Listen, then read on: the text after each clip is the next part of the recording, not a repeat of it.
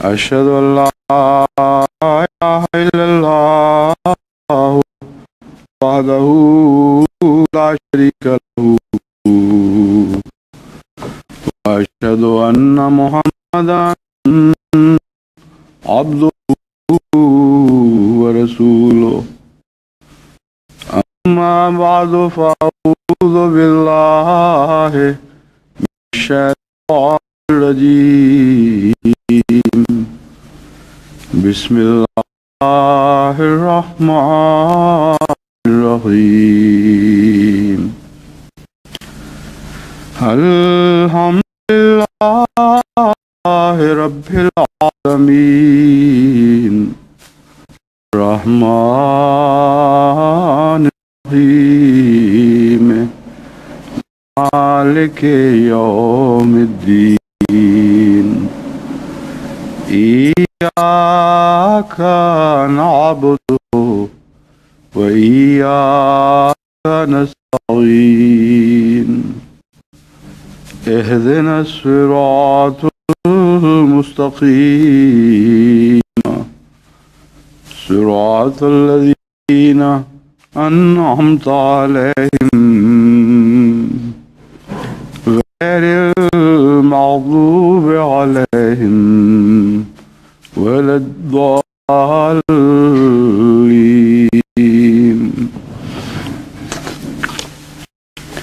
अभी चंद रोज़ पहले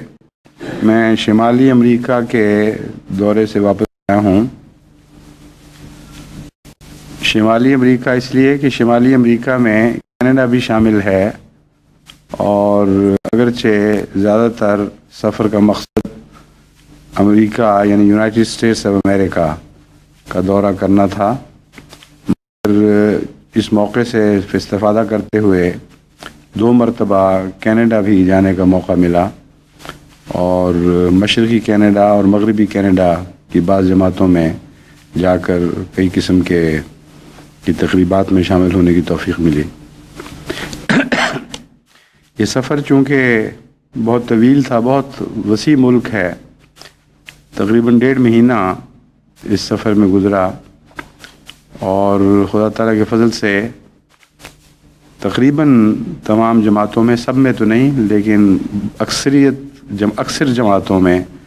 जाने का मौका मिला और अक्सर जमातों के तकरीबन अक्सर अहमदी अहबाब से मिलने का मौका मिला. उनमें मर्द व ज़न बच्चे सब शामिल करके हज़ार की तादाद बनती है और तफसीलन सबसे मुलाकात का तो वक्त नहीं था, लेकिन बाज़ सूरतों में लंबी मुलाकातें भी करनी पड़ी, बाज़ सूरतों में मुख्तसर, मगर बिलअमूम तमाम अहबाब जमात या यूँ कहना चाहिए कि अहबाब जमात की अक्सरियत से ख़ुद मिलकर उनके हालात का जायज़ा लेने की तौफ़ीक़ मिली. ये एक बड़ा अहम मकसद था जिसकी खातिर मैंने ये सफ़र शुरू किया था और शुरू में ही मैंने ये हदायत भिजवाई थी कि मेरा बुनियादी मकसद अमेरिका जाने का गैरों से मुलाकातें और बड़े बड़े फंक्शंस और तकरीबात में खिताबात करने नहीं, बल्कि जमाती हालात का जायज़ा लेना है और ये देखना है कि किस हद तक वहाँ की जमात उन मुख्तलिफ़ हदायत से इस्तेफ़ादा कर रही है जो गुज़श्ता चंद सालों में मैं ख़ुसूसियत के साथ जमात को देता रहा हूँ. और इसी तरह बाज़ ऐसे मसाइल हैं जिनका अमेरिका से बतौर ख़ास ताल्लुक़ था, उन मसाइल को समझने के लिए भी हर तबक़ा जमात से तफसीली मुलाकात की या बाज़ों से उनमें से तफसीली मुलाकात की ज़रूरत थी. अल्लाह ताला के फ़ज़ल से ये मकसद बहुत उम्दगी से पूरा हुआ, लेकिन इससे इस्तेफ़ादा करते हुए वहाँ की जमातों ने हर जगह दूसरे प्रोग्राम भी बनाए हुए थे. उसमें कई किस्म के प्रोग्राम शामिल थे, पब्लिक एड्रेसेस और यानी आम मजालिस से ख़िताब और फिर सवाल व जवाब का मौका फ़राहम करना. उनमें पाकिस्तानी अहबाब जो अमेरिका में बसे हुए हैं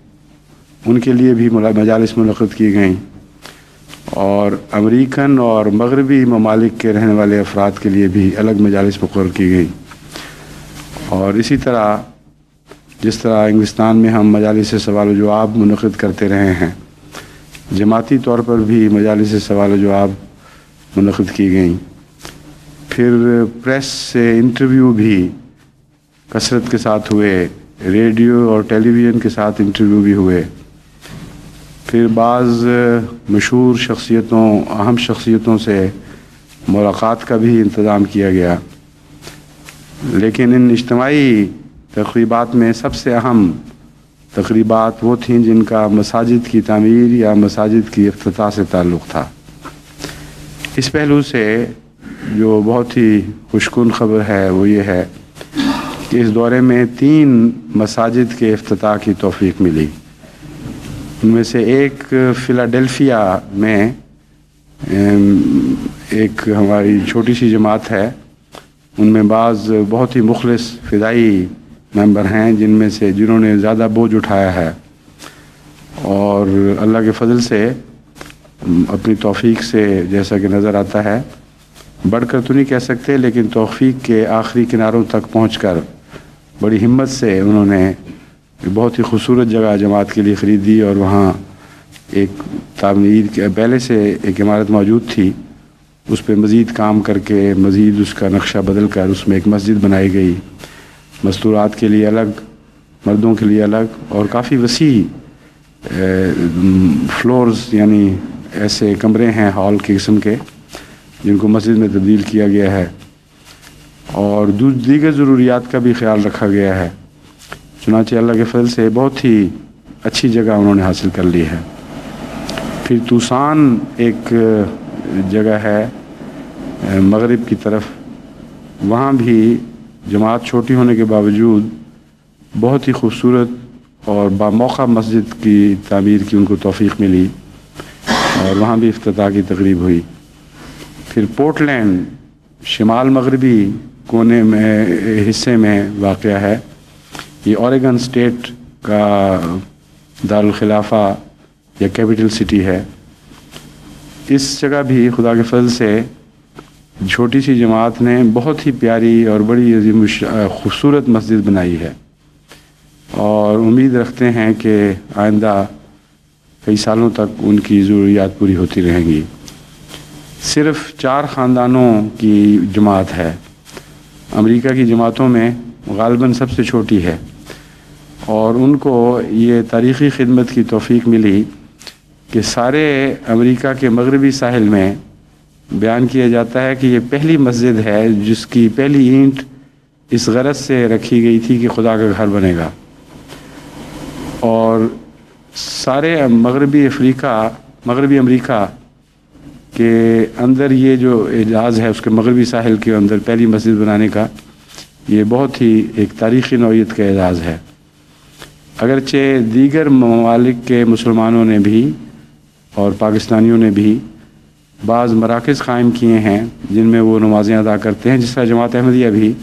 کثرت سے ایسے مراکز قائم کرتی ہے،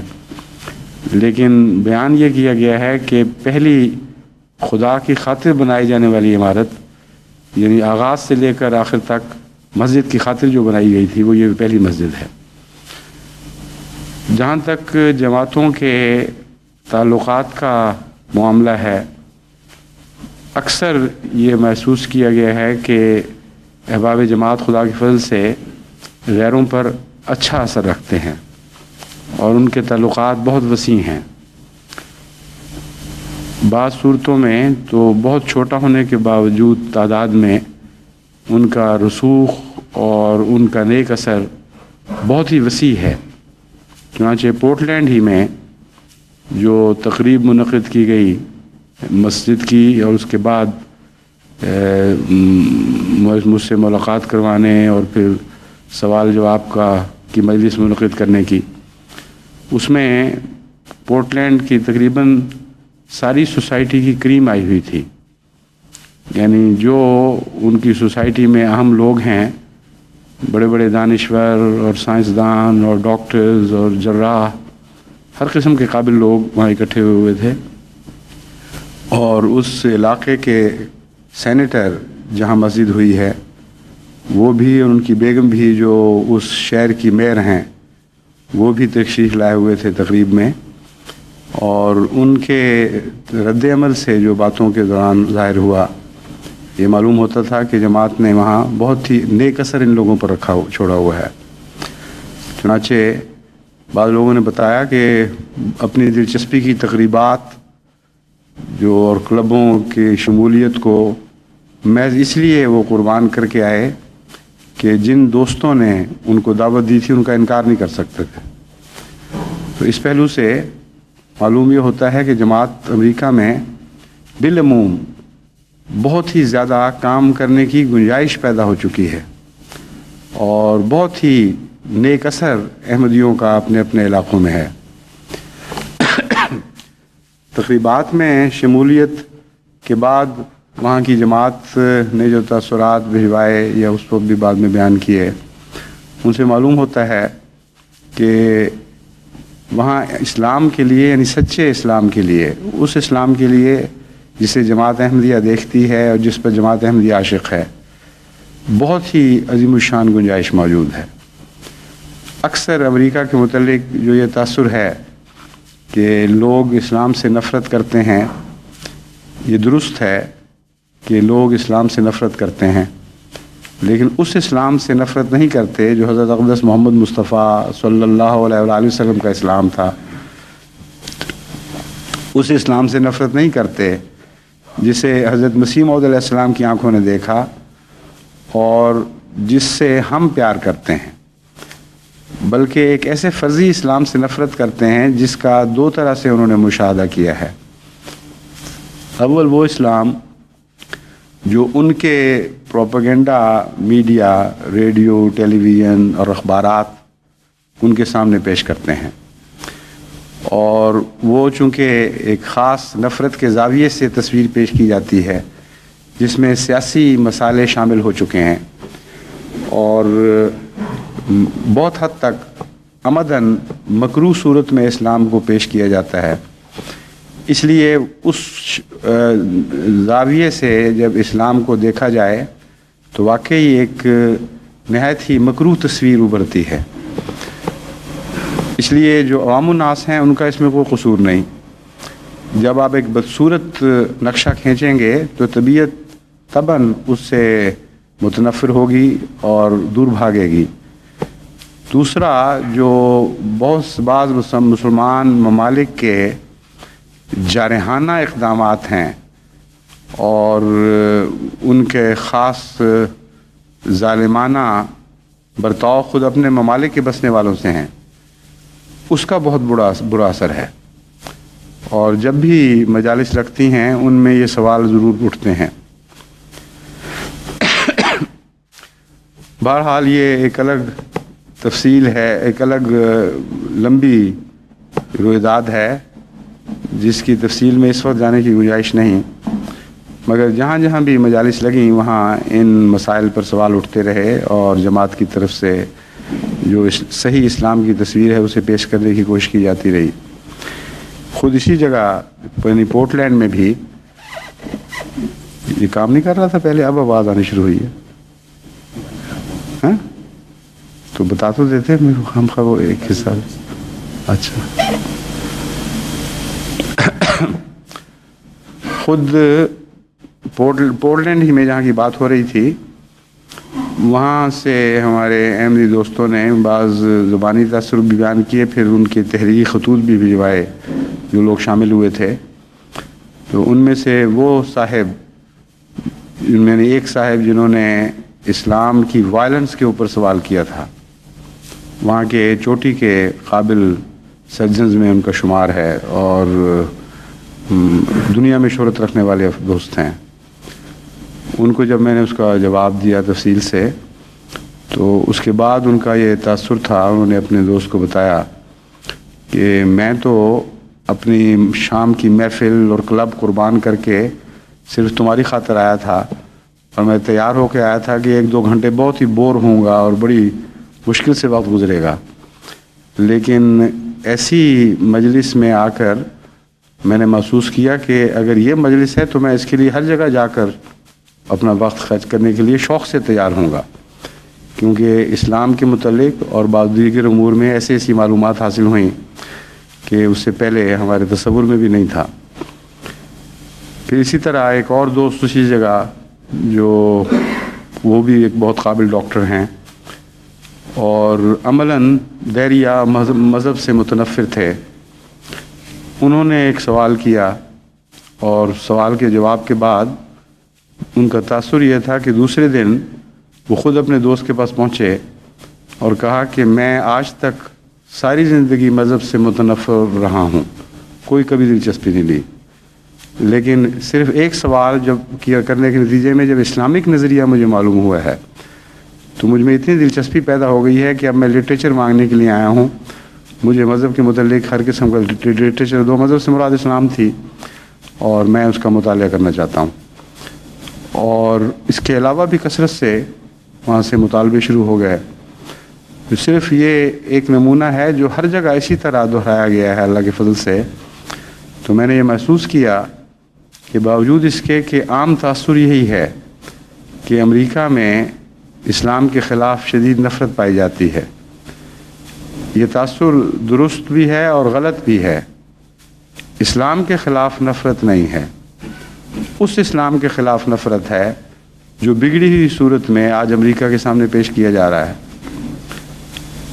ایک اور پہلو سے ان سب مواقع پر ان کی سوسائٹی کے مطالعہ کرنے کا موقع ملا، کیونکہ میں تو اس نظر سے ان کو دیکھتا رہا کہ اسلام کے داخل کرنے کے لیے کون کون سے مواقع ہیں، کون کون سے نئے راستے کھل سکتے ہیں۔ جیسا کہ میں پہلے بیان کرتا رہا ہوں، میرا تاثر امریکہ کے متعلق یہی تھا اور وہ درست ہے کہ سب دنیا میں اس وقت گندگی پھیلانے کا سب سے بڑا مرکز امریکہ ہے، اور ہر بدی وہاں ایجاد ہوتی ہے، ہر دنیا کی برائی امریکہ سے پھوٹ رہی ہے۔ لیکن ایک اور پہلو سے مجھے اس سفر میں جب ان کے حالات کا مطالعے کا موقع ملا تو معلوم ہوا کہ یہ پوری صحیح تصویر نہیں ہے، اس کو زیادہ وضاحت کے ساتھ پیش کرنے کی ضرورت ہے۔ چنانچہ اس کی طرف مجھے ایک امریکہ کے کانگریس مین نے توجہ دلائی۔ جب وہ ملاقات کے لیے تشریف لائے تو ضمناً ان کو یہ اندازہ ہو گیا کہ میری امریکہ کے متعلق رائے اچھی نہیں ہے، تو انہوں نے کہا کہ آپ اس پہلو سے جب ملاقاتیں کریں گے یا سفر کریں گے تو اس پہلو سے ضرور مطالعہ کریں کہ امریکن عوام اچھے لوگ ہیں، دل کے اچھے ہیں، سادہ ہیں، اور ان کے دل میں برائی نہیں ہے۔ یہ الگ بات ہے کہ وہ خود بعض بڑے بڑے کارٹلز کا شکار ہو چکے ہیں، بڑی بڑی مافیا قسم کی تنظیموں کے نیچے وہ بے بس ہیں۔ یہ آخری لفظ تو انہوں نے نہیں کہے، مگر مراد یہی تھی کہ آپ ان کو دیکھیں گے کہ آپ وہ خود معصوم اور بے قصور لوگ ہیں۔ چنانچہ اس سے مجھے بڑا فائدہ پہنچا۔ انہوں نے جو یہ زاویہ، اس زاویے سے امریکنوں کے حالات کے جائزے کا مشورہ دیا، اس کا میں بڑا ممنون ہوں، کیونکہ اس سے مجھے واقعتاً بہت فائدہ پہنچا۔ اور سارے امریکہ کے سفر کے دوران ملاقاتوں کے بعد، جن میں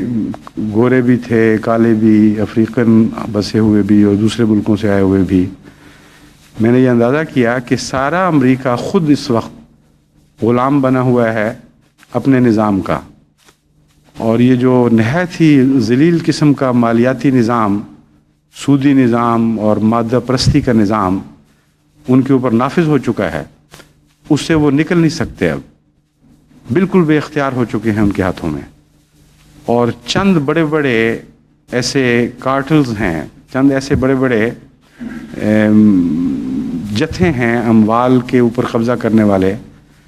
جن کے قبضے میں سارے امریکہ کی ہر چیز آ چکی ہے، ان کا تمدن، ان کا معاشرہ، ان کا مذہب، ان کی سیاست،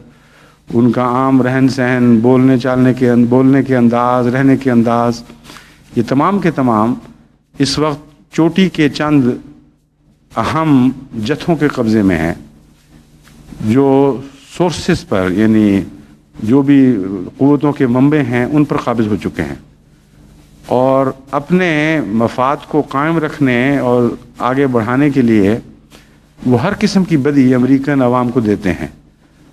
اور ان کے مزاج کو بگاڑتے، ان کے مزاج کو بگاڑنے کے بعد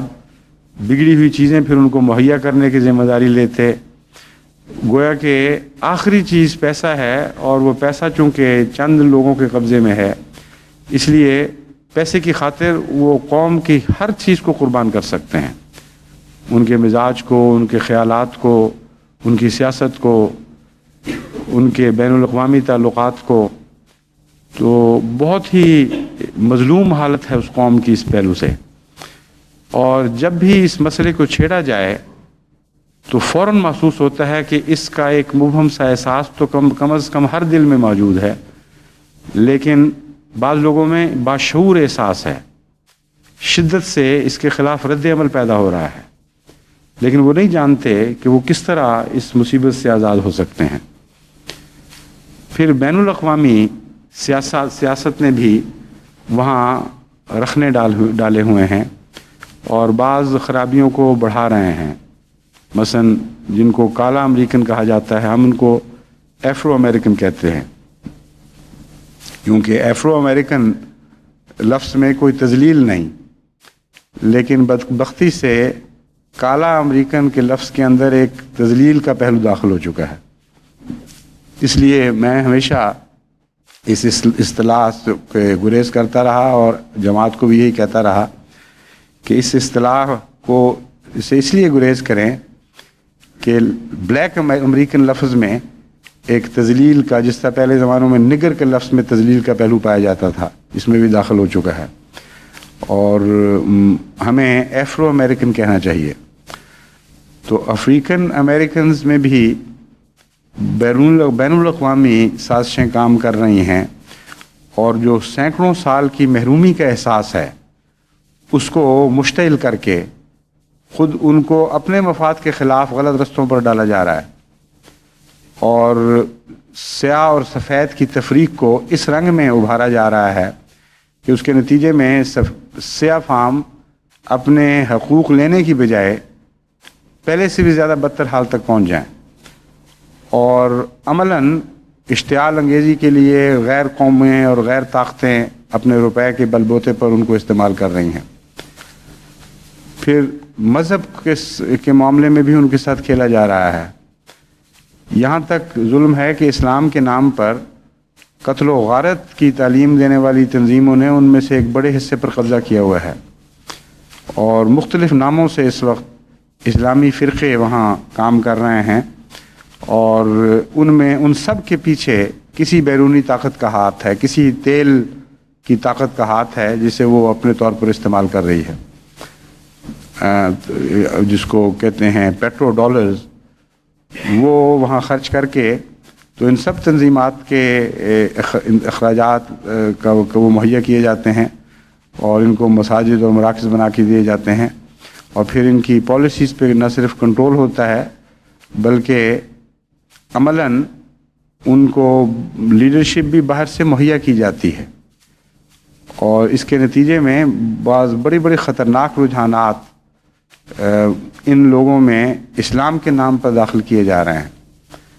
ایک یہ بھی وجہ ہے جس کی وجہ سے اسلام مزید بدنام ہو رہا ہے. تو یہ مسائل اور اس کے علاوہ اور بھی بہت سے مسائل کو قریب سے دیکھنے اور سمجھنے کی توفیق ملی، اور میں نے محسوس کیا کہ وہ لوگ صحیح اور نیک مشورے کی قدر کرتے ہیں اور بڑی جلدی اس کی طرف متوجہ ہونے کی صلاحیت رکھتے ہیں. اس لیے یہ سارے خوفناک نقشوں کے باوجود جو ہمیں وہاں دکھائی دے رہے ہیں، امریکہ سے ہمیں ایک امید رکھنی چاہیے،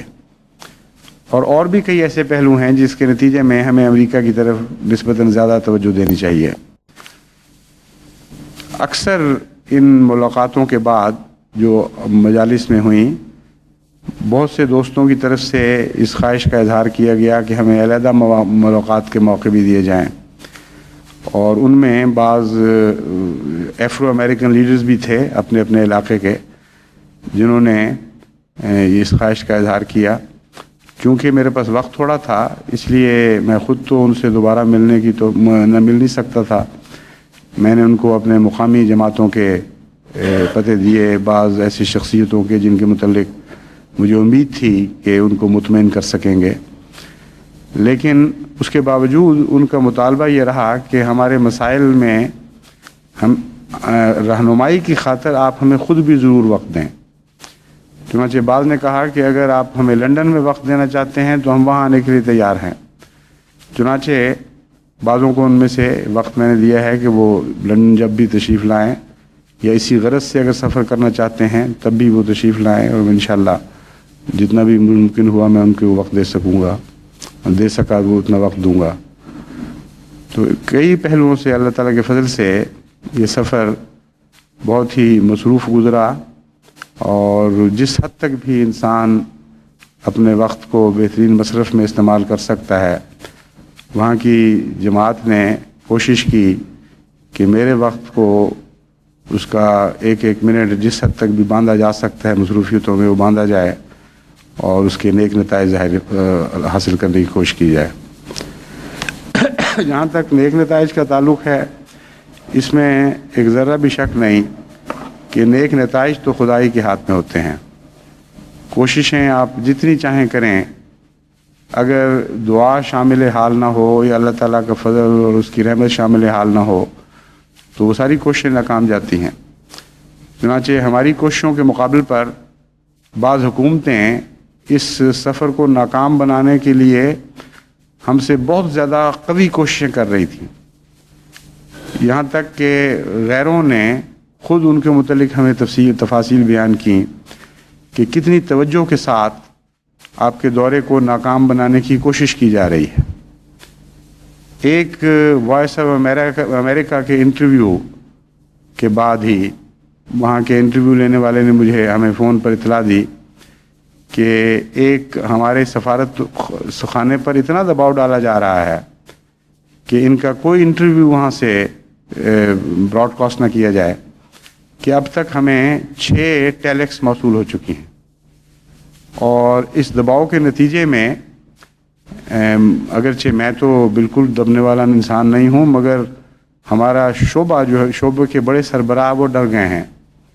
اور انہوں نے مجھے کہا ہے کہ اس انٹرویو کو شائع نہ کرو. چنانچہ ہم نے ان سے پوچھا، میں نے خود تو بات نہیں کی، جو مجھے بتایا گیا میں نے ان سے پوچھو کہ پھر انہوں نے کیا فیصلہ کیا ہے. انہوں نے کہا میرا فیصلہ تو یہی ہے کہ میں لازماً اس انٹرویو کو میں براڈ کاسٹ کروں گا، لیکن ان کو میں نے اپنے افسران سے کہا ہے کہ آپ ایک بورڈ بٹھا دیں، وہ اس کی اسکروٹنی کریں، اور اگر ان کو کوئی قابل اعتراض چیز نظر آئی تو بے شک اس چیزیں کو نکال دیں. لیکن یہ کوئی قابل قبول بات نہیں ہے کہ کوئی حکومت پسند نہیں کرتی کہ کسی کا انٹرویو ہو اور وہ انٹرویو اس لائق ہو کہ ہمارے عوام اس کو سنیں یا دنیا کے دوسرے عوام اس کو سنیں اور ہم اس کو بند کر دیں. یہ میری سمجھ سے بالا بات ہے. چنانچہ 3 یا 4 آدمیوں کا ایک بورڈ بیٹھا، اس نے تفصیل سے اس انٹرویو کو سنا اور اس کو کڑی نظر سے دیکھا، اور آخر پہ فیصلہ کیا ایک فقرے کے متعلق کہ اگر یہ نہ ہو تو کوئی حرج نہیں. تو جس نے انٹرویو لیا تھا اس نے کہا کہ میرے نزدیک تو اس میں بھی کوئی حرج نہیں. انہوں نے کہا ٹھیک ہے پھر اس کو بھی بیچ میں شامل کر دو. تو یہ حالت تھی. شدید مخالفانہ کوششیں کی جا رہی تھیں. ہر جگہ جہاں ہم پہنچتے تھے، تقریباً ہر جگہ اکثریت صورتوں میں ایک گھر چٹھیاں پہنچائی گئیں کہ ان کی بات سننے کے لیے کوئی نہ آئے. مسلمانوں کو بھی اور غیر مسلموں کو بھی روکا گیا کہ کوئی ان کی بات نہ سنے، اور اس کے باوجود اللہ تعالیٰ کے فضل سے لوگ رکے نہیں اور چلے آئے، اور خدا کے فضل سے بہت ہی نیک اثرات ظاہر ہوئے اور بڑے اچھے خیالات کا اظہار کرتے رہے. بعض جگہ تو ایسی شکل تھی کہ ایک خاوند ہیں بڑے قابل پاکستانی اوریجن کے، یعنی خاوند میں اس لیے کہہ رہا ہوں کہ آگے بیوی کا ذکر اس طرح میں آنے والا ہے کہ ان کا تعارف خاوند کے طور پر ہی ہونا چاہیے. وہ اپنے بیوی بچوں کو احمدیوں سے ملنے سے روکا کرتے تھے اور کبھی بھی کی تقریبات میں آنے نہیں دیتے تھے. ان کے گھر میں کوئی عزیز بیمار ہو گیا تو چونکہ عورتوں میں زیادہ توجہ ہوتی ہے دعا کی طرف، بالعموم یہ دیکھا گیا ہے، خصوصاً بچوں کے معاملے میں جا کر پھر وہ ہر تعصب کو بالائے طاق رکھ کر جہاں سے بھی ان کو امید ہو کہ دعا کے نتیجے میں فائدہ ہو سکتا ہے وہ کوشش کرتی ہیں۔ تو ان کی بیوی اس خیال سے کہ شاید ان کی دعا سے ہمارے بچی کی مراد پوری ہو جائے، ٹھیک ہو جائے، وہ تشریف لے آئیں ہماری ایک مجلس سے سوال جواب میں۔ اس کے بعد اور ان کے ساتھ ان کی ایک بچی بھی تھی، اور اس کے بعد پھر ملاقات کی۔ پھر انہوں نے مجھے بتایا کہ یہ ہمارا مسئلہ ہے، اس میں دعا بھی کریں اور اگر دوا بھی ہو سکتی ہے تو وہ بھی دیں۔ ان کے ساتھ جو بچی تھی اس کا ایک اپنی چھوٹی سی معصوم سی ایک تکلیف تھی، یعنی ایک خواہش تھی اور ایک تکلیف تھی، اس کا اس نے ذکر کیا۔ اس نے کہا کہ کافی عرصے سے مجھے پریشانی ہے تو میرے لیے بھی دعا کریں، اور اللہ تعالیٰ کی ایسی شان اس طرح ظاہر ہوئی۔ میں یہ بتانا چاہتا ہوں کہ نتیجے خدا ظاہر فرماتا ہے، کس طرح خدا نے ان کے اس خاندان کے دل بدلنے کے لیے انتظام کیے کہ دوسرے دن ہی اس بچی کی وہ خواہش جس کے پورے ہونے کے کوئی آثار نظر نہیں آ رہے تھے وہ پوری ہو گئی، اور جس رنگ میں ہوئی وہ حیرت انگیز تھا۔ چنانچہ جب اس کے والد کام سے واپس آئے تو اس وقت اس نے یہ راز کھول دیا ان کے سامنے کہ آپ تو منع کیا کرتے تھے، اور یہ واقعہ ہوا ہے، ہم وہاں گئے ہیں اور یہ باتیں سنی اور پھر یہ دعا کروائی، اور یہ دیکھ لیں کہ یہ خدا کے فضل سے پوری بھی ہو گئی۔ تو ان کے والد کا فون آیا، اس بچی کے والد کا، کہ اگلی مجلس میں میں بھی شامل ہونا چاہتا ہوں۔ چنانچہ نئی دوسری مجلس جو غیروں کے لیے تھی خصوصیت سے، یعنی غیروں سے مراد ہے غیر مسلموں کے لیے، بعض اس میں پاکستانی بھی تھے، ان کو بھی بلا لیا گیا، اور اللہ کے فضل سے نتیجہ نکلا کہ جب میں وہاں سے لاس اینجلس کی بات ہے سان فرانسسکو گیا تو انہوں نے اپنے بھائی کو جو وہاں رہتے تھے فون کر کے یہ تاکید کی کہ وہ مجھ سے ضرور ملیں اور اپنی فیملی کو لے کے آئیں۔ چنانچہ انہوں نے بھی وقت لیا اور ان سے بھی اچھی گفتگو ہوئی۔ تو ہر جگہ خدا تعالیٰ اپنے فضل سے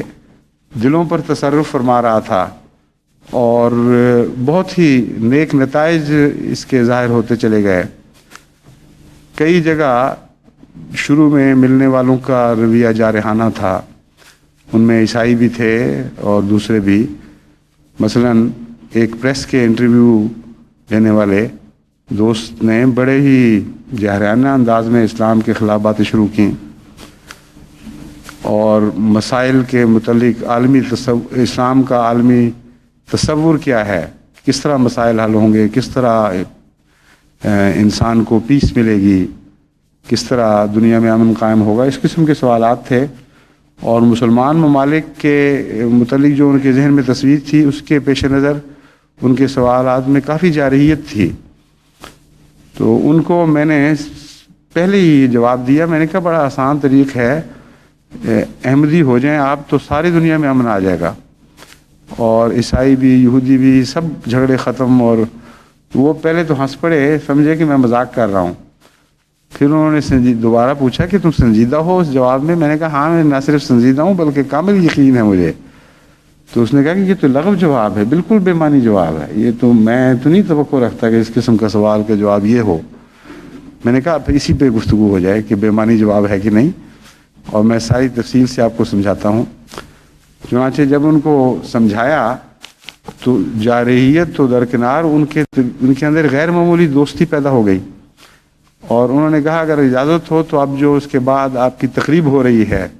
مجلس، اس میں بھی میں شامل ہو جاؤں۔ میں نے کہا ہاں ضرور، شوق سے تشریف لائیں۔ چنانچہ وہ اس میں شامل ہوئے، پھر دوبارہ اجازت لے کر قریب آ کے کرسی پہ بیٹھ گئے۔ پھر انہوں نے کہا میں آپ کو ایک بات بتانا چاہتا ہوں، اسلام سے جو مجھے نفرت ہوئی ہے اس کی وجہ یہ ہے کہ میں ایک دفعہ مسلمان ہو گیا تھا، اور مسلمان ہونے کے بعد جن لوگوں کے پلے پڑا، جس قسم کے مسلمانوں سے واسطہ پڑا، غیر ملکوں کا خصوصاً ذکر کیا انہوں نے، غیر ملکی نمائندوں سے، اس سے مجھے شدید جھٹکا پہنچا۔ اور پھر میں نے دعا کی کہ اے خدا، میں تو ہدایت کی خاطر اس طرف آیا تھا، یہاں تو اس قسم کے لوگ ہیں، اس قسم کے ان کے تصورات ہیں، میری فطرت کے خلاف ہے یہ اسلام، تو میری ہدایت فرما۔ کہتے ہیں اس دوران مجھے دھکا لگا بڑی زور سے، اور میں چاروں شانے چت جا گرا، اور اس سے میں نے یہ اندازہ لگایا کہ خدا نے مجھے کہا ہے کہ اس اسلام کو رد کر دو، اور یہ دھکا ملا ہے، اور میں نے اسی وقت پھر چھوڑ دیا۔ اور شروع میں جو میرے سوالات میں ایک جارحیت پائی جاتی تھی، اس کی وجہ یہ تھی کہ ایک پس منظر ہے میری دشمنی اور نفرت کا۔ لیکن آج جو میں نے انٹرویو کے دوران اور اب یہاں مجلس میں باتیں سنی ہیں، میں اب شک میں پڑ گیا ہوں کہ میرا فیصلہ درست تھا یا غلط تھا، اور اس کی تعبیر کیا تھی جو واقعہ میرے ساتھ گزرا۔ اور پھر انہوں نے اس کے ساتھ ایک اور نظارہ بتایا کہ یہ نظارہ بھی میں نے دیکھا، مجھے اس کی تعبیر چاہیے۔ تو جب میں نے ان کو سمجھایا تو ان کی بالکل کیفیت بدل گئی، اور اللہ تعالیٰ کے فضل سے دلچسپی اور بڑھ گئی، یہاں تک کہ انہوں نے کہا کہ آپ اب ٹیلی ویژن پہ انٹرویو کے لیے جا رہے ہیں تو مجھے اجازت ہے میں بھی ساتھ آ جاؤں۔ میں نے کہا ہاں، شوق سے آئیں۔ اور وہاں بھی وہ بیٹھے رہے، اور بڑے چہرے پہ محبت کے آثار ظاہر ہو رہے تھے۔ تو خدا تعالیٰ کے فضل سے جیسا کہ میں نے دیکھا ہے، جب اللہ تعالیٰ دل بدلنا چاہتا ہے تو بالکل اچانک بدل دیتا ہے، جیسے مشرق سے کسی کا سر پکڑ کے مغرب کی طرف کر دیں۔ رسول اکرم صلی اللہ علیہ وآلہ وسلم نے یہی نقشہ کھینچا ہے، فرمایا خدا کے دو انگلیوں کے درمیان اس طرح دل ہیں، یوں اس کو پلٹ دے تو رخ ادھر ہو جاتا ہے، یوں کر دے تو رخ ادھر ہو جاتا ہے، اور خدا ہی کے ہاتھ میں دل ہیں۔ اس لیے کوئی بھی دورہ، کوئی بھی کوشش کامیاب نہیں ہو سکتی جب تک دعاؤں پر انحصار نہ ہو، اور جب اللہ تعالیٰ فضل فرمائے تو معمولی کوششوں کے بھی اچھے نتیجے ظاہر ہوتے ہیں، اچھے پھل ظاہر ہوتے ہیں۔ وہاں بھی جیسا کہ میں نے بیان کیا ہے، بے ساختہ اچانک پھل ملتے رہے۔ واشنگٹن میں جو سب سے اہم جگہ ہے، امریکہ کی طاقت کے سرچشموں کا مرکز ہے، وہاں جو مجلس ہوئی، وہاں غیر احمدی مسلمانوں کی طرف سے ایک باقاعدہ منظم سازش کے نتیجے میں شرارت کی کوشش کی گئی، اور بعض سوالات ایسے کیے گئے جس کے نتیجے میں ان کا خیال تھا کہ جو مسلمان آئے ہوئے ہیں، اور ان میں بڑی اہم شخصیتیں شامل تھیں، کیونکہ واشنگٹن چونکہ مرکز ہے، وہاں سارے عالم اسلام سے اہم لوگ آ کے بسے ہوئے ہیں، اور پاکستان کے نمائندے بھی وہیں ہیں زیادہ تر۔ تو وہاں بڑی منظم سازش کی گئی، اور بعض ایسے سوال اٹھائے گئے جن کے نتیجے میں وہ لوگ سمجھتے تھے کہ دوسرے مسلمانوں پر اگر کوئی نیک اثر پڑ رہا ہے تو وہ فوراً ٹل جائے گا۔ اس کا الٹ نتیجہ خدا نے پیدا کیا ان کے نقطۂ نگاہ سے، اور جتنی کوشش کی گئی جماعت کے اثر کو مٹانے کی، اتنی ہی زیادہ قوت کے ساتھ جماعت کا اثر ظاہر ہوا۔ چنانچہ وہ ابھی مجلس ختم ہونے سے پہلے ہی مستورات کے سیکشن سے مجھے پیغام ملا کہ بعض خواتین ہیں غیر مسلم، وہ آئی ہوئی ہیں، وہ اتنا زیادہ دلچسپی لینے لگ گئی ہیں اسلام میں کہ وہ کہتی ہیں کہ ہماری پیاس نہیں بجھے گی اگر وہ ہمارے پاس آ کر خود بالمشافہ ہمیں موقع نہ دیں گفتگو کا، اور بعض سوال جو ہم وہاں نہیں کرنا چاہتے ہیں ہم یہاں ان سے کرنا چاہتے ہیں۔ چنانچہ مان بعد میں اس مجلس میں گیا، اور ان میں یہودی بھی تھیں، مسلمان بھی تھیں، ہندو بھی، سکھ بھی، عیسائی عورتیں بھی، اور اچھی خاصی ایسی مجلس تھی جو نمائندہ کلاسز کی مجلس ہوتی ہے، نمائندہ طبقات کی مجلس کہلا سکتی ہے، اور بڑی گہری دلچسپی انہوں نے لی۔ اور اس کے بعد جب باہر آیا، ملاقاتیں ہوئیں، تو وہاں بھی دوستوں نے بڑی محبت کے ساتھ بڑے اچھے خیالات کا اظہار فرمایا۔ اس وقت تک کھڑے رہے، وہیں رہے جب تک میں واپس نہیں آ گیا، اور ملاقات کے بغیر باہر نہیں گئے الا ماشاء اللہ۔ اور واپسی کے وقت مجھے پتہ لگا نیو یارک میں کہ ایک خاتون جو اس مجلس میں آئی ہوئی تھیں، امریکن، انہوں نے بیعت کرنے کا فیصلہ کیا ہے، وہ چاہتی ہیں کہ خود آئیں۔ چنانچہ جب بیعت کی، ان سے میں نے پوچھا کہ کیا خاص وجہ تھی آپ کی بیعت کی، تو انہوں نے کہا وہ واشنگٹن کی مجلس میں شامل ہوئی تھی، اور اس میں جو آپ کے اوپر خاص رنگ میں حملے کیے گئے تھے اور کوشش کی گئی تھی کہ آپ کے اثر کو مٹایا جائے، جس طرح آپ نے احمدیت کے دفاع میں جواب دیے، مجھے اسی وقت یقین ہو گیا تھا کہ آپ سچے ہیں اور یہ لوگ جھوٹے ہیں، اور میرے دل میں میخ کی طرح گڑ گئی تھی یہ بات کہ احمدیت سچی ہے۔ پھر کچھ وقت لگا مجھے، کیونکہ میرا معاشرہ مختلف ہے، اور اچانک مذہب بدلنا، پھر اپنی عادات بدلنا، خیالات بدلنا، یعنی طرز رہائش بدلنا، یہ آسان کام نہیں، لیکن اب مجھے توفیق مل گئی ہے۔ اور وہ پہلی مجلس میں ہی برقع پہن کے آئی تھیں، سفید فام امریکن تھیں، لیکن ان کے اندر ایک اور خوشی کا پہلو یہ تھا کہ ریڈ انڈین بلڈ بھی موجود تھا، جس کی ہمیں ضرورت ہے تعارف کی، اور ریڈ انڈین ان کے رشتہ داریوں کے تعلقات بھی ابھی تک قائم تھے۔ تو مجھے تو بڑی تلاش تھی ایسے لوگوں کی جن کے ذریعے ہم ریڈ انڈینز میں بھی داخل ہو سکیں، تو اس پہلو سے میرے نزدیک اس کی بڑی اہمیت تھی۔ لیکن مجھے بتایا گیا کہ جب انہوں نے فیصلہ کیا دوسرے دن بیعت کرنی ہے، تو ساری رات بیٹھ کر برقع سیا اور برقع پہن کر آئیں۔ تو یہ جو اچانک تبدیلی ہیں، یہ انسان کے بس کی بات ہی نہیں ہے، یہ خدا تعالیٰ کے دل کے تصرف میں جو دل ہیں اس کے کرشمے ہیں، اور وہ دل بدلتا ہے اور اچانک اس طرح کایا پلٹ دیتا ہے کہ کس معاشرے سے اٹھی بچی ایک اور نوجوان لڑکی، جب وہ بیعت کی اس نے اور دعا، میں نے کہا آپ دستخط کر دیں اور دعا کر لیتے ہیں اکٹھے، تو اس کے بعد وہ اتنی زیادہ جذباتی ہو گئی تھیں کہ جو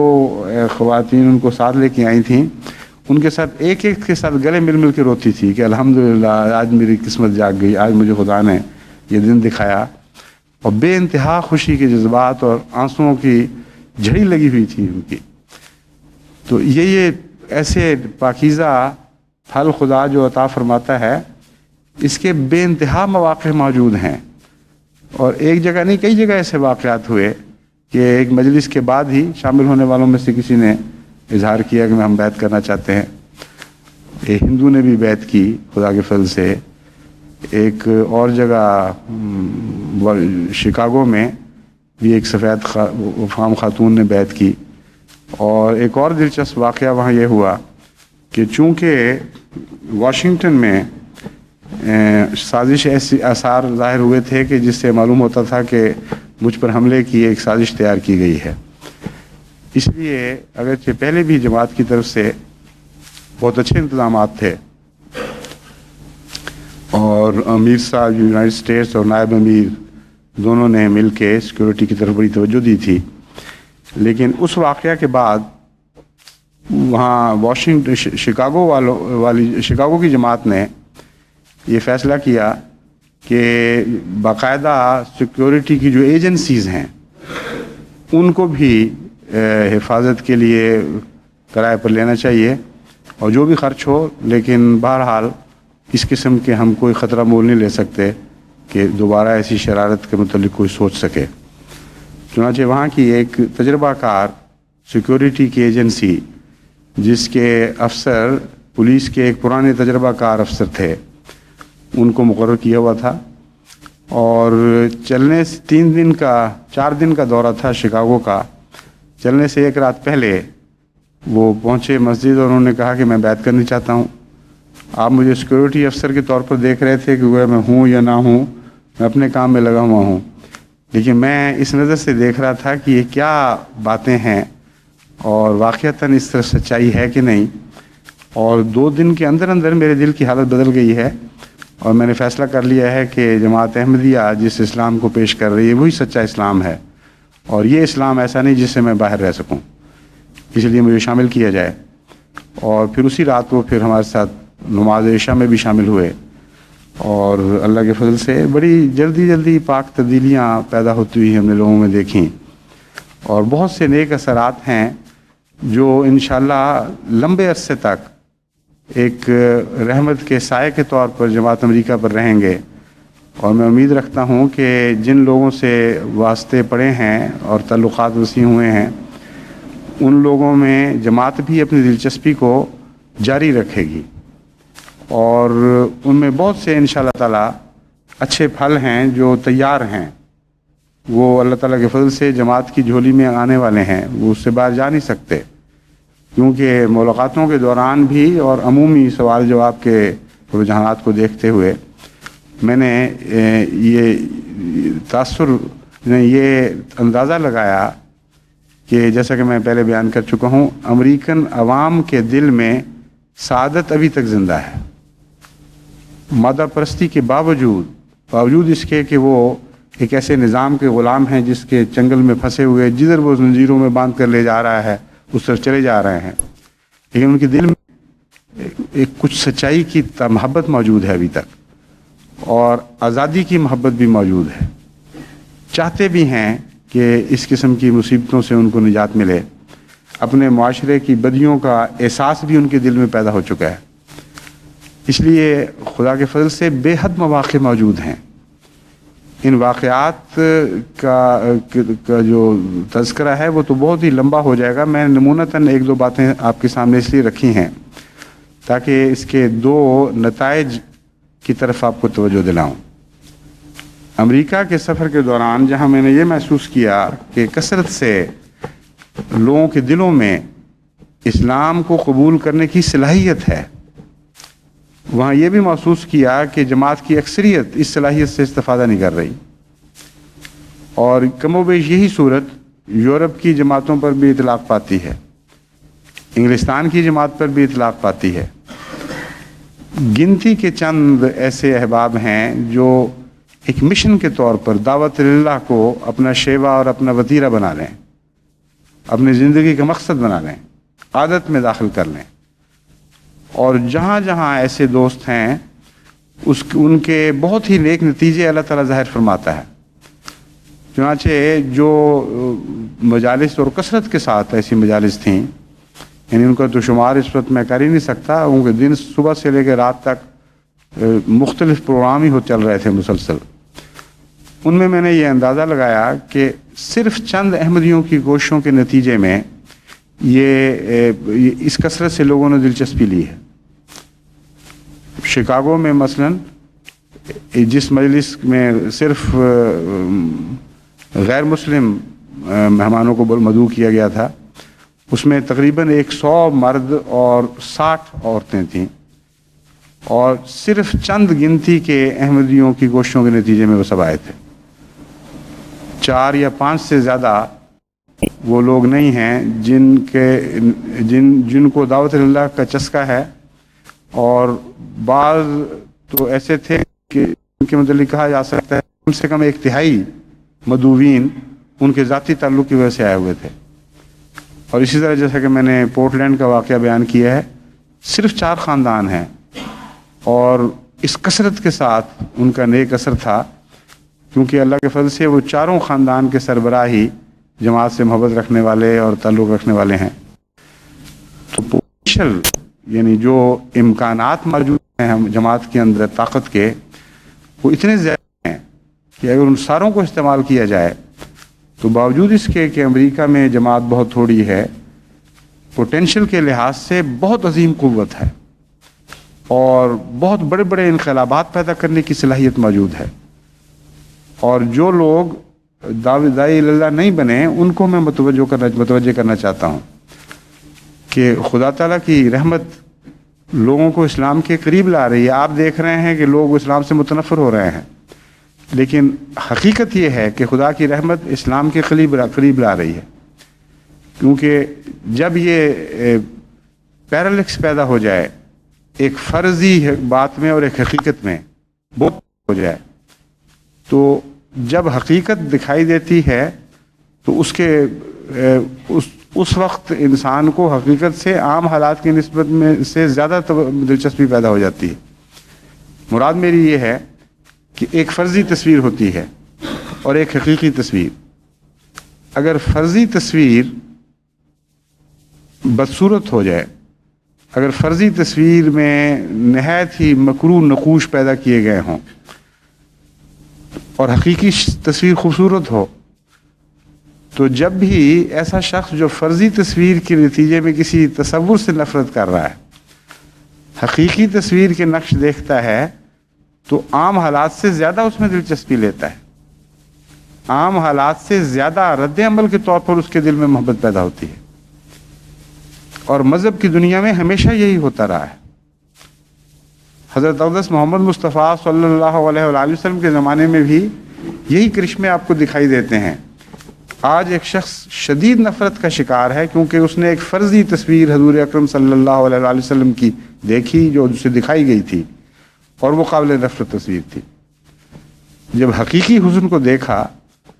تو عام حالات میں بھی وہ حسن شیفتہ بنانے والا حسن تھا، لیکن اس نے سفر کیا ہے اس حسن کی طرف اس فرضی تصویر سے، اور اس نے زیادہ فاصلہ طے کیا ہے آپ کی طرف آنے میں، اور زیادہ شدید محبت کے ساتھ اس نے حضور اکرم صلی اللہ علیہ وآلہ وسلم سے عشق کیا ہے، کیونکہ اس کے دل میں یہ تاثر بھی تھا کہ پہلے میں اس پیارے وجود سے نفرت کیا کرتا تھا۔ اس کا ایک نفسیاتی رد عمل تھا جس نے بہت زیادہ قوت کے ساتھ اس نے حضور اکرم صلی اللہ علیہ وآلہ وسلم کی طرف اس کو مائل کیا۔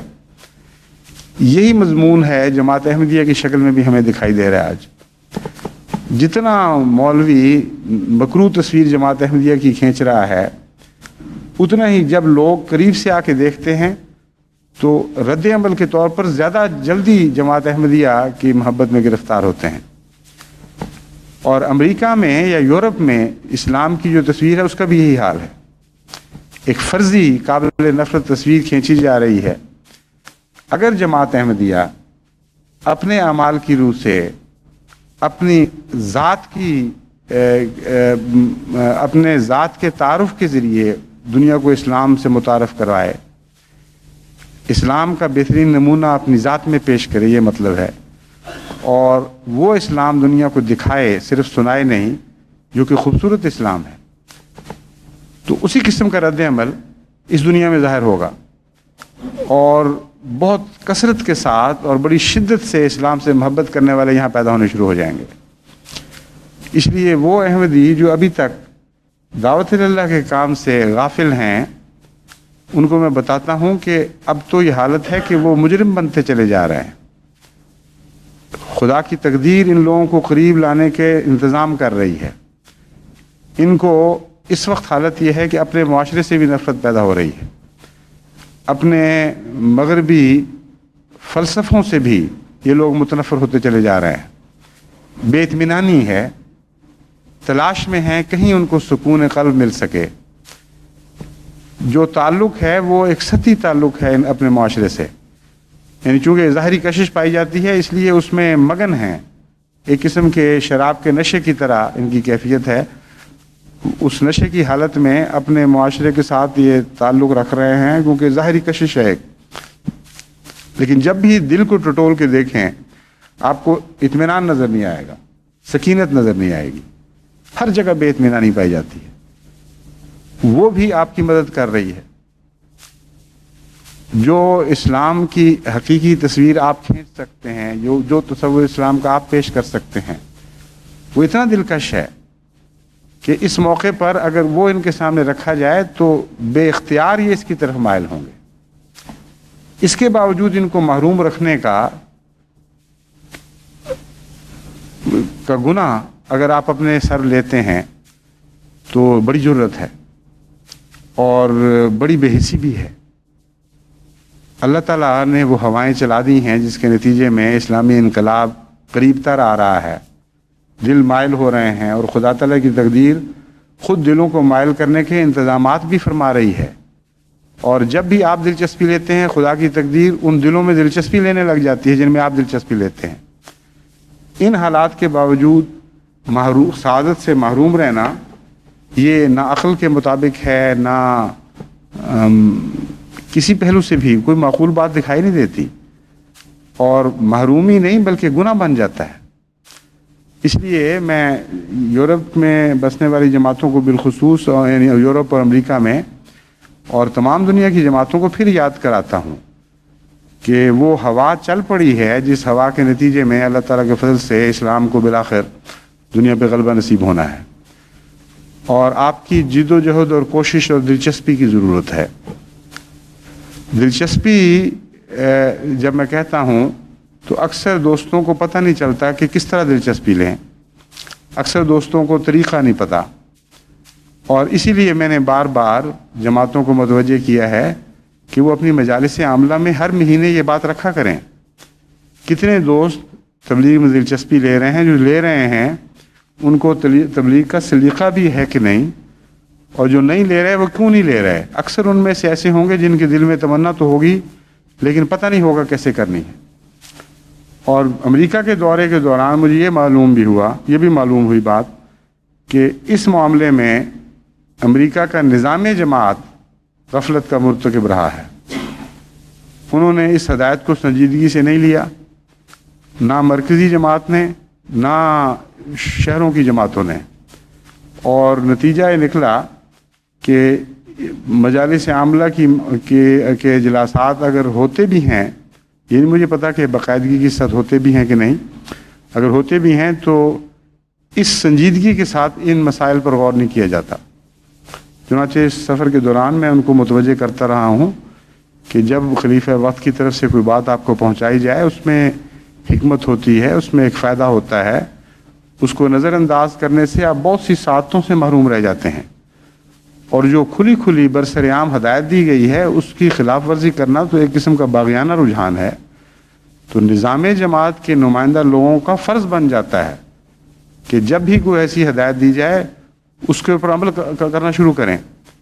اور اس سعادت کے نتیجے میں ہی خدا ان کو بہت ساری نیکیاں نصیب فرمائے گا، بہت ساری نئی نیکیوں کی توفیق عطا فرمائے گا، ان کی کوششوں کو مزید بہتر پھل لگنے شروع ہو جائیں گے. اس لیے میں یہ دوبارہ یاد دہانی کروانا چاہتا ہوں کہ یورپ میں بھی اور امریکہ میں بھی، لیکن ساری دنیا میں تمام دنیا کی جماعتیں اس بات کو پر پابندی کے ساتھ قائم ہو جائیں کہ ہر مہینے ایک دفعہ مجلس عاملہ میں ان باتوں پر غور کیا جائے کہ کہاں تک جماعت دعوت اللہ کا کام کر رہی ہے، جہاں نہیں کر رہا ہے وہاں کیوں نہیں کر رہا ہے، اور کون سے ایسے ذرائع ہمیں اختیار کرنے چاہیے جن کے نتیجے میں دعوت اللہ کا کام تیز ہو سکے اور معنی خیز ہو سکے. بس اگر ہم اس سنجیدگی کے ساتھ کام کریں گے تو مجھے یقین ہے کہ بہت تیزی کے ساتھ دنیا میں انقلاب پیدا ہونا شروع ہو جائے گا. سائنس سے جو لوگ واقف ہیں وہ جانتے ہیں کہ بعض امور میں رفتار معنی خیز ہوا کرتی ہے. کتنے قدم طے کیے ہیں یہ بات معنی خیز نہیں ہوتی، بلکہ رفتار کیا ہے آگے بڑھنے کی. جو جماعتیں نظریاتی طور پر اور روحانی طور پر دنیا پر غالب آیا کرتی ہیں ان پر بالخصوص یہ اصول کار فرما ہوتا ہے کہ آگے بڑھنے کی رفتار کیا ہے. کتنے احمدی ہو رہے ہیں سال میں، کتنے مسلمان بن رہے ہیں، یہ بحث نہیں ہے. جو کچھ ہمارے پاس ہے، ہمارے آگے بڑھنے کی رفتار کیا ہے، یہ ہے اصل فیصلہ کن بات. اس پہلو سے ہماری رفتار میرا اندازہ ہے کہ 85 گنا یا 90 سے 90 گنا زیادہ ہو سکتی ہے، کیونکہ زیادہ سے زیادہ جماعت کے 10% حصے کو ہم فعال داعی اللہ قرار دے سکتے ہیں. اور یہ بھی میں نے بہت بڑی چھلانگ لگائی ہے. ہمارے واقعہ یہ ہے کہ اگر میں حقیقی جائزہ پیش کروں چند تجربوں کو پیش نظر رکھتے ہوئے تو شاید 5% بھی نہ ہوں، لیکن بعض ممالک پر میں حسن زنی کرتا ہوں. مثلا افریقہ میں نسبتاً زیادہ لوگ کر رہے ہوں گے کیونکہ ان کی نتائج سے بھی یہی لگ رہا ہے. بعض اور ممالک میں بھی کر رہے ہوں گے، اس لیے میں نے زیادہ سے زیادہ 10% داعی اللہ کی تعداد مقرر کی. لیکن میرا خیال میں 5% بھی نہیں ہے پوری. اگر 5% بھی سمجھی جائے، 5% سمجھی جائے تو 95 گنا، یعنی 5 میں 95% مزید اضافے کی گنجائش موجود ہے. اور بہت بڑی گنجائش ہے. اگر آپ کی رفتار 5 میل فی گھنٹہ کی بجائے 100 میل فی گھنٹہ ہو جائے تو اس سے آپ اندازہ کر سکتے ہیں کہ آپ کے فاصلے طے کرنے کی قوت میں کتنا بڑا اضافہ ہوتا ہے. اور اس کے ساتھ ہی اس رفتار کے نتیجے میں جو شامل ہونے والے ساتھ شامل ہو رہے ہیں وہ اس رفتار میں ایکسلریشن پیدا کر دیتے ہیں. یہ ہے وہ اصل سائنسی نقطہ جسے سمجھنا چاہیے. 5 آدمی سال میں 100 آدمی پر جو داخل ہو رہے ہوں ان کے نتیجے میں ایکسلریشن پیدا نہیں ہوتی. یعنی رفتار اس طرح نہیں بڑھتی جس طرح زمین کی طرف گرنے والی چیز کی رفتار بڑھ رہی ہوتی ہے، بلکہ ایک قسم کی سٹیڈی، ایک معتدل سی رفتار کی شکل بن جاتی ہے. ایکسلریشن کے نتیجے میں تو ہر اگلی رفتار غیر معمولی طور پر اور بڑھنا شروع ہو جاتی ہے، ہر اگلے گھنٹے کی رفتار اور ہو جاتی ہے، ہر اگلے ہفتے دن اور ہفتے اور مہینے اور سال کی رفتار میں فرق پڑنا شروع ہو جاتا ہے۔ تو 5% ابھی اگر ہیں تو یہ کافی نہیں ہے ایکسلریشن پیدا کرنے کے لیے۔ اگر آپ 100% نہ بھی ہوں، میں یقین رکھتا ہوں کہ اگر 50% احمدی بھی حقیقی معنوں میں داعی اللہ بن جائے تو اتنی تیزی سے دنیا میں اسلام کا انقلاب آنا شروع ہو جائے کہ آپ بھی اس کا تصور نہیں کر سکتے۔ دنوں میں، ہفتوں میں، مہینوں میں کیفیتیں اس طرح تبدیل ہونے لگے ہیں کہ آپ حیران ہو جائیں گے دیکھ کر کہ دنیا کو کیا ہو گیا ہے۔ بہت بڑی طاقت جماعت کو خدا عطا کر چکا ہے، اور یہ طاقت نہ انفرادی طور پر نہیں بلکہ جماعت کے اخلاص کے لحاظ سے ہے۔ چنانچہ میں نے امریکہ کے دورے میں یہ بھی محسوس کیا کہ باوجود اس کے کہ اکثریت داعی اللہ نہیں، لیکن اخلاص اور محبت کے لحاظ سے ہر ایک ان میں سے داعی اللہ بننے کا اہل بن چکا ہے۔ بہت فرق پڑا ہے پہلے کی نسبت۔ جب میں 1978 میں امریکہ گیا تھا، اس امریکہ میں اور آج کے امریکہ میں بہت بڑا فرق پڑ چکا ہے۔ اس وقت اکثر خاندان بے تعلق سے یا تعلق تھا بھی تو ہلکا ہلکا نرم رفتار، نرم گفتار سا تعلق تھا، لیکن اب تو کیفیت یہ ہے کہ دلوں میں جذبے اچھلتے ہوئے میں نے دیکھے ہیں۔ ہر خاندان میں اکثر ممبران، خاندان کے اکثر ممبروں کی جماعت سے محبت کی حالت میں بہت بڑا فرق پڑا ہوا ہے۔ اور خصوصیت سے مجھے خوشی اس بات کی ہوئی کہ احمدی خواتین میں خدمت دین کا جذبہ بہت بیدار ہو چکا ہے۔ غیر معمولی محبت اسلام کی اور اسلام کی خاطر قربانیاں پیش کرنے کی تمنا ان کے دل میں پیدا ہو چکی ہے۔ چنانچہ یہ نظارہ میں نے دیکھا ہے اکثر خاندانوں میں ملاقات کے بعد ان کے مائیں جب بچے پیش کرتی تھیں تو ان بچوں کے اوپر ان کی محنت ہوئی دکھائی دیتی تھی۔ معلوم ہوتا تھا کہ ایک لمبے عرصے سے گھر میں انہوں نے دینی ماحول بنایا ہوا ہے، بچوں کو خدا رسول کی باتیں بتاتی ہیں،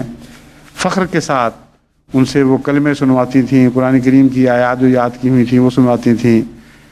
دین کی محبت میں محبت کے اظہار والی نظمیں ان کو یاد کروائی ہوئی تھیں، اور بچوں کے دل میں بڑا نمایاں طور پر اسلام کا پیار دکھائی دے رہا تھا۔ تو یہ جو چیز ہے یہ خوشکن بھی بہت ہے کہ باوجود اس کے کہ ہم میں سے اکثر ابھی داعی اللہ نہیں بن سکے، لیکن داعی اللہ بننے کے لیے جو مرکزی طاقت چاہیے محبت اور اخلاص کی وہ موجود ہے۔ اس لیے کوئی فرضی بات نہیں ہے کہ 50% احمدی حقیقتاً داعی اللہ بن جائیں۔ میں یقین رکھتا ہوں کہ 50% احمدی داعی اللہ بننے کے اہل بن چکے ہیں اللہ کے فضل سے۔ سب سے زیادہ ضرورت دعوت اللہ کے لیے ایک جذبے کی ہے، دوسرے دعا کی ہے۔ علم اور دلیلیں اور باقی سب چیزیں بعد کی باتیں ہیں۔ یہ دو باتیں آپ اپنے اندر پیدا کر لیں، جذبہ پیدا کر لیں اور دعا کرنی شروع کر دیں اپنے لیے کہ خدا آپ کو توفیق دے، تو باقی سارے مراحل آسانی سے طے ہو جائیں گے۔ تو امید رکھتا ہوں کہ جماعت اس طرف خصوصی سے توجہ دے گی۔ جہاں تک یورپ کی جماعتوں کا تعلق ہے ان کو بھی نسبتاً زیادہ تفصیل سے منصوبہ بندی کرنی چاہیے۔ اب بہت تھوڑا وقت اگلی صدی کے شروع ہونے میں رہ گیا ہے، اور وہ صدی اسلام کے مستقبل میں بہت ہی اہم کردار ادا کرنے والی ہے، اور آپ یعنی آج کی نسلیں بڑی خوش نصیب ہیں اس لحاظ سے کہ ایک نئے اسلام کے تاریخی دور میں داخل ہونے والی ہیں، ایک ایسے اہم تاریخی دور میں داخل ہونے والی ہیں 1 سال کے اندر، 1.5 سال کے اندر جماعت کے نقطۂ نگاہ سے، اور جو دنیا کی صدی کے حساب ہیں اس لحاظ سے بھی اگلی صدی بہت دور نہیں رہی۔ تو آپ 1-2 سال کے لحاظ سے جماعت کے نقطۂ نگاہ سے یا چند سالوں میں دنیاوی نقطۂ نگاہ سے اگلی صدی میں داخل ہونے والے ہیں۔ خدا کرے کہ ہم میں سے بھاری اکثریت اگلی صدی میں بالکل نئی سج دھج کے ساتھ داخل ہو، ان کے ارادوں میں ایک عظمت پیدا ہو چکی ہو، ان کے حوصلے بلند ہو چکے ہوں، وہ سربلندی کے ساتھ اسلام کے نام کو اور اسلام کے کام کو آگے بڑھانے کے اہل بن چکے ہوں، اور یہ نیتیں لے کر داخل ہوں کہ ہم نے اگلی صدی نہیں ختم ہونے دینی یہاں تک کہ اسلام دنیا میں غالب نہ آ جائے، اور یہ دعائیں کر کے داخل ہونے والے ہوں کہ ہماری نسلیں بھی اس پیغام کو لے کر نئی شان اور نئی ہمت اور نئے استقلال اور جذبوں کے ساتھ آگے بڑھے۔ اس لیے اس صدی کا قریب آنا بھی آپ کے دلوں میں ایک ہلچل مچا دینے والا موقع ہے۔ اس طرف سے، اس لحاظ سے بھی نگاہ کریں کہ آپ کس زمانے میں پیدا ہوئے ہیں جہاں 2 صدیاں ملائی جا رہی ہیں، جو مجمع البحرین ہے، جو ذوالقرنین کے لحاظ سے ایک خاص اہمیت کا زمانہ ہے۔ حضرت مسیح موعود علیہ الصلوۃ والسلام بھی رسول اکرم صلی اللہ علیہ وآلہ وسلم کی غلامی میں ذیلی طور پر ذوالقرنین ہیں، اور آپ ایک پرانے زمانے کو یعنی جاہلیت کے زمانے کو، جبکہ دنیا کی اکثریت اسلام سے غافل تھی، ایک نئے زمانے سے ملانے والے ہیں جبکہ دنیا کی اکثریت اسلام کو قبول کرنے والی ہے۔ آپ کو اس کام کے لیے چنا گیا ہے، آپ کو اس سنگم پر پیدا کر دیا گیا ہے جہاں یہ 2 صدیاں ملنے والی ہیں۔ ایک وہ صدی جسے اگلی صدی کا انسان پرانے زمانے کی صدی شمار کرے گا جبکہ دنیا کی اکثریت اسلام سے غافل تھی۔ ایک وہ صدی جس میں اللہ تعالیٰ آپ کو توفیق دے گا اور آپ کی نسلوں کو توفیق دے گا کہ اس صدی ختم ہونے سے پہلے اسلام غالب آ جائے۔ بس ان سب باتوں پر نگاہ رکھیں، اپنی خوش نصیبی پر ناز کریں اور اس خوش نصیبی سے فائدہ اٹھائیں۔ اگر ہمت نہیں ہے، خواہش ہے تو دعا کریں تو ہمت بھی پیدا ہو جائے گی۔ بہرحال اب وقت ضائع کرنے کا نہیں ہے، ہم میں سے ہر ایک کو دعوت اللہ کے کام میں مصروف ہو جانا چاہیے۔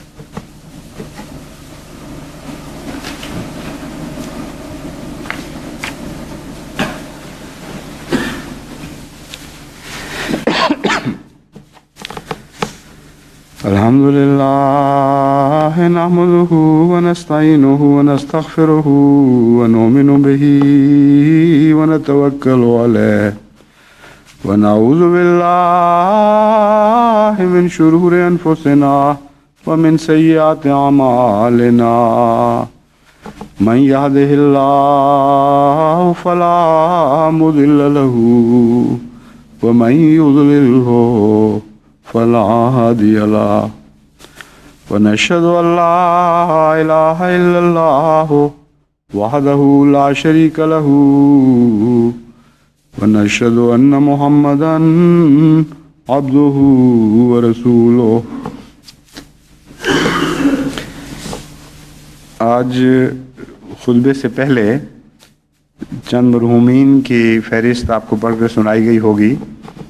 جن کی نماز جنازہ غائب مجھے آج جمعے اور عصر کی نماز کے مان بعد ادا کرنی ہے، یعنی آپ نے اور ہم نے مل کر۔ چونکہ میں سفر پہ رہا ہوں اس لیے بہت سی ڈاک ایسی تھی جو یہاں پڑی رہی، وقت پر نہیں مل سکی، اور ایک لمبی فہرست بن گئی تھی، اس لیے میں نے کہا تھا کہ پہلے ہی آپ کو ان کے ناموں سے آگاہ کر دیا جائے۔ ان میں 3 نام ایسے ہیں جو ایک قسم کی شہادت کا رنگ رکھتے ہیں۔